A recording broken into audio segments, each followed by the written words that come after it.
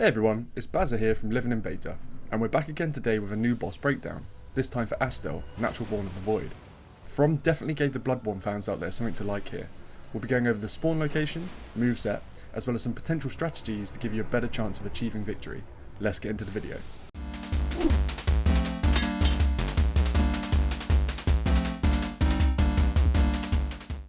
Astel can be found in the Lake of Rot. The closest site of grace is the Grand Cloister. There is a stake of Marika present outside the boss door, which is handy. The boss itself is a final challenge as part of Ranni's questline, so if you've been following her story, this will be your final hurdle. For my battle with Astel, I went with magic, utilising Swift Glintstone Shard. This spell paired with the Radagon Talisman allowed for swift attacks and minimal stamina usage, key for the second phase of the fight. For my stats, my highest level was Intelligence at 51, raised to 57 with the Twin Sage Glintstone Crown. My second highest was Mind at 20, my HP was 472, FP was 100, and Stamina was 98. For my left and right hand equipment, I used the Meteorite Staff as well as the Carrion Knight Shield.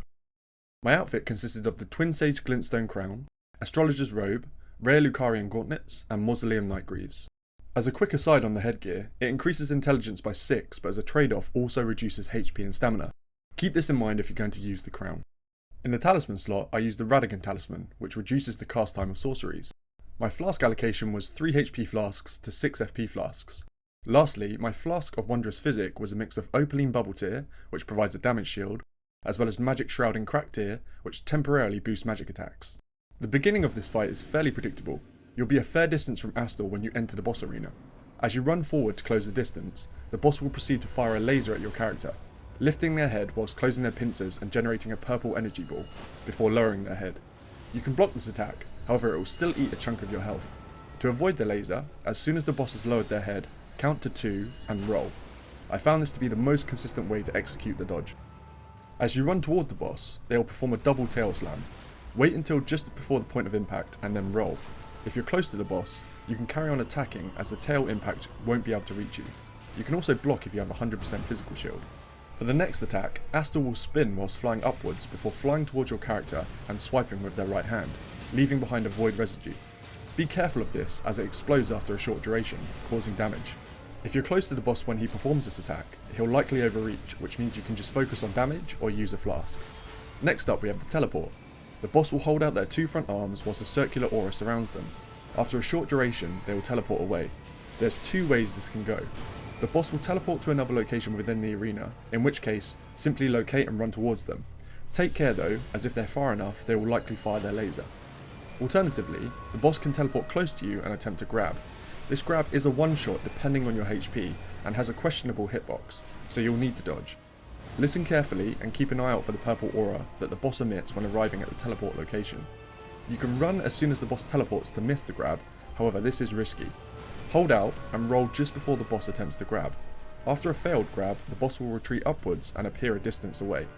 Don't get too close to the boss before they teleport, as this can damage you. Coming next is the 2-hand double swipe. The boss will turn to their right, gathering void energy, before swiping across to their left, leaving a trail of void residue. Then they will do the same, but swiping across to their right. You can roll the attack if you're close, or simply back off if you have the time to get out of range during the wind-up. Astel has a similar attack with a faster cast time, where they'll swipe across to their left. The next attack sees Astel rear back to their left side, whilst raising their left hand. They'll then gather and release void energy in a forward motion. When you see the boss winding up, you can either run out of range or simply roll. Up next is a single swipe. The boss will raise their left hand and swipe void energy in a wide arc. When you see the wind up, you can simply back off, or wait and roll the swipe and void explosion. They can do this with either hand, so keep that in mind. For our next attack we have the Scorpion Triple Stab. Astel's tail will twitch above their head before stabbing downwards 3 times. Unless you're directly in front of the boss's head, you shouldn't have trouble avoiding this. As it's a physical attack, you can block as a last resort. If you're out of range, now's a good time to get in some damage or use a flask. Moving on to the next attack, we have the Pincer Maneuver. The boss will tap their pincers together twice before driving forwards and clamping.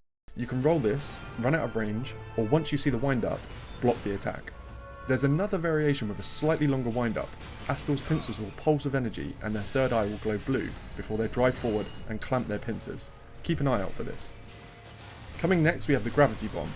Those who have fought the Falling Star Beast will be all too familiar with this attack. Purple electricity will begin rising from the ground around Astel. As soon as you see this, run away until you can see a blurred effect over the boss. When you're out of range, this is a great time to use a flask. The audio cue for this attack will be Astel clamping their pincers several times. Once you chunk down Astel's health by about 40%, they'll teleport away and begin summoning a meteorite shower. The best way to avoid this is to run to the sides. If you're close to the boss when the shower begins, you should be able to avoid all the impacts. However, if you're further away, you may need to roll a couple of times to avoid damage. Make sure you do, as this attack can quickly down you with multiple meteorite impacts. The next attack is the Gravity Pulse. Astel will rear back whilst gathering void energy in each palm. They will then slam down in front of them, creating an initial impact and 3 shockwaves of increasing sizes. When you see the boss rear back, run back out of range, ensuring you account for the larger shockwave. Similar to the last attack, our next attack is the lateral Gravity Pulse. The boss will raise either their left or right set of arms before slamming them down, creating an initial impact and 2 shockwaves.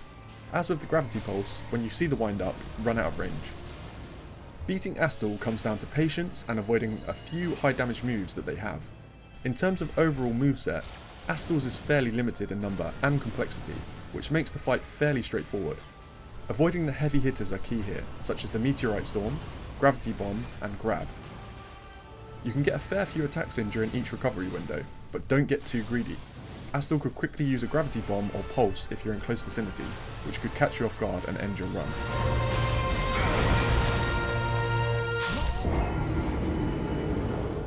Make sure you quickly locate the boss once it's teleported, either close to you or far away, as each will have a subsequent follow-up, such as the Grab if close, or Laser and Tail Whip if far away. Stay focused, and eventually you'll send Astel packing back to the void.